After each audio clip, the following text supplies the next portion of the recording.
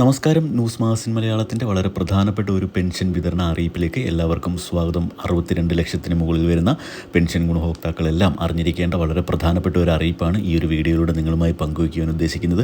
നമുക്കറിയാം, സംസ്ഥാന സർക്കാർ പെൻഷൻ ഗുണഭോക്താക്കൾക്കായി 1600 രൂപ വീതമാണ് എല്ലാ മാസവും നീക്കിവെക്കുന്നത്.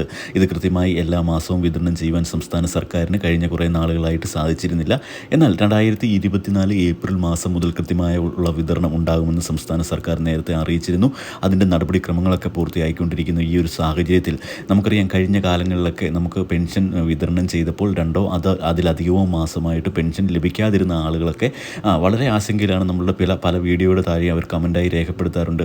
എന്തുകൊണ്ടാണ് ഞങ്ങൾ മസ്റ്ററിങ് കൃത്യമായി പൂർത്തിയാക്കിയിട്ട് നമുക്ക് പെൻഷൻ ലഭിക്കാത്തത്, അല്ലെങ്കിൽ 2-3 മാസമായിട്ട് നമുക്ക് പെൻഷൻ ലഭിക്കുന്നില്ല എന്നൊക്കെ ഒരുപാട് കമൻറ്റുകളൊക്കെ വരുന്നുണ്ട്. അപ്പോൾ ഇത്തരത്തിലുള്ള എല്ലാ ആളുകളും നമുക്ക് ഏത് തദ്ദേശ സ്ഥാപനത്തിൽ നിന്നാണോ പെൻഷൻ അനുവദിച്ചിരിക്കുന്നത്, ചിലപ്പോൾ പഞ്ചായത്തിൽ നിന്നാകാം, ചിലപ്പോൾ മുനിസിപ്പാലിറ്റിയിൽ നിന്നാകും.